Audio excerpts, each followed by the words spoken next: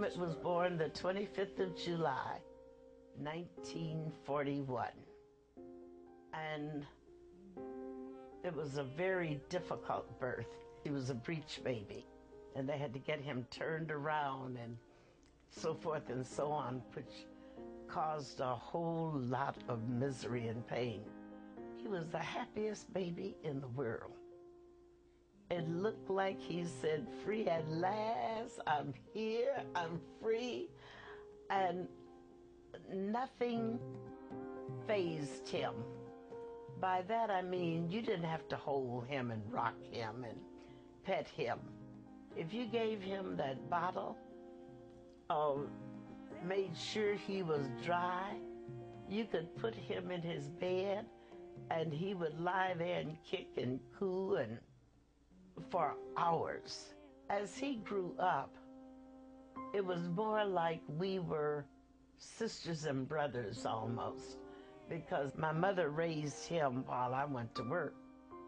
So it was like he was hers and I knew I was hers, and we had fun together. We laughed together. We never did much fighting until he and I moved alone, and it would become necessary to discipline him ever so often. I don't know if prankster will be the right term or not, but I'll just give you an example of his fun-loving ways.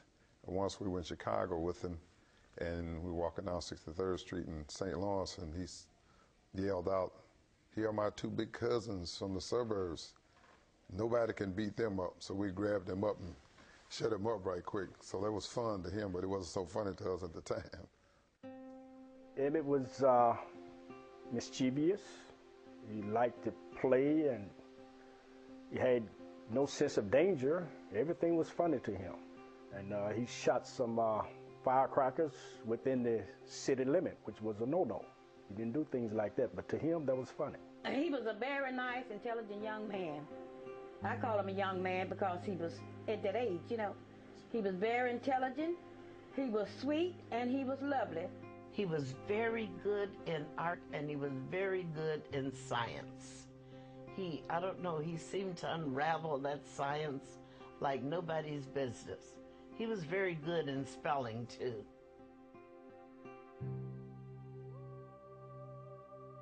The life for African Americans in the South during Jim Crow was as close to a repressive regime as you could imagine. Blacks could not eat at public restaurants, couldn't rent hotel rooms, literally had to ride in the back of buses or public transportation. We couldn't get a drink of water because how thirsty we were. Unless we found that colored water fountain, we couldn't get a drink of water out of a fountain. Our school term was from 4 to 6 months a year, and we had no busing. There were no buses that bused us to school. We had to walk to school 3, 4, 5 miles, whatever distance we lived from the school. African Americans were forced to live in certain communities, and they had to develop within that community. And there was not much difference between segregation in the South and apartheid in South Africa. Life for blacks was one of seclusion and being in every way, shape, and form treated as less than human, less than equal. Blacks in those days, it was against the law to say yes and no to white folks. And if it didn't, then you could be beaten and even killed for saying yeah and not calling him by his name. African Americans had no protection from the law because in most cases they could not vote. And if you cannot vote for the sheriff or the police officers or the mayor, then they do not have to loan any type of assistance to you. And therefore, African Americans lived in this constant fear of something happening to them and they're not being able to react. My brother was beaten almost to death in Jackson because he went to Walgreens and sat down to have a sundae or whatever he ordered. They beat him almost unmercifully right here in Jackson. I guess I can't really describe how impoverished it was. No matter how wealthy you were as black, there weren't many wealthy people anyway. But those who had little money, they were no different. You're just another nigger.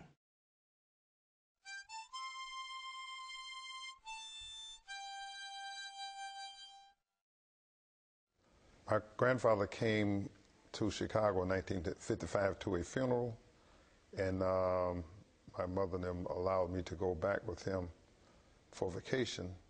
And so Emmett found out and he wanted to go. There were some questions of whether he should go or not, but they finally let him go. Oh, that day will live in infamy, so far as I'm concerned. I got up that morning, and for some reason we couldn't get out of that house.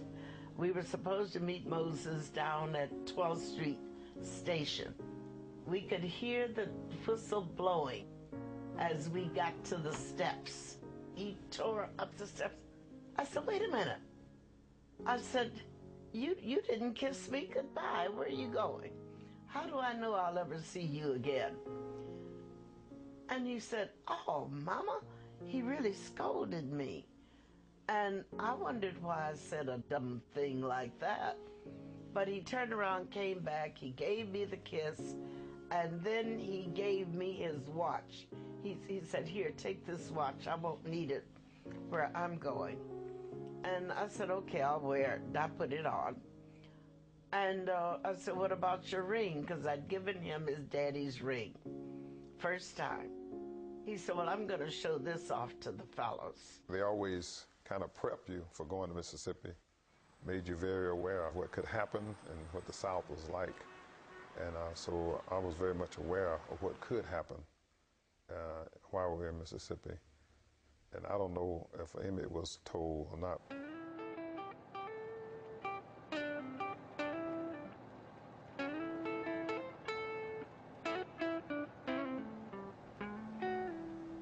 That summer when Emmett and Wheeler arrived, it was the beginning of the cotton harvest time. During the day, we would pick cotton all day. I wasn't old enough really to pick cotton. Emmett wasn't either. So we just played around in the field most of the time. We picked cotton all day. After the weighing up, well, after we finished picking the cotton, we had our supper. Then we decided to go to the little country store. From the country store, we went up to Money. That's where we met other boys, and the checker game was going on. When we got to the store in Money, Bryant's store, I went in and I don't know what I purchased, but I spent some money. And as I was in the store spending my money, Emmett Till came in. So I left out and left him in the store. When he came out, that's when they sent me in to make sure that he didn't say anything out of line. Now, what he said inside the store, I don't know before I got there. He asked for 10 cents to get 10 cents worth of bubble gum. He put the money into her hand. Just like that. And she jerked her hand back. So that was it. He and I left the store together.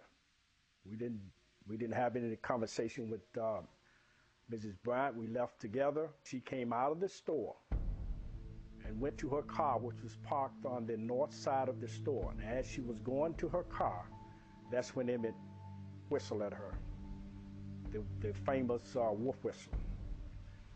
Yes, he whistled at Carolyn Bryant when she came out of the store. No one knew that he was going to whistle. And when he whistled, it scared everybody in the bunch. And when he saw our reaction, he got scared. Miss Bryant came out, and she was going to her car, and someone said that she was going for a gun.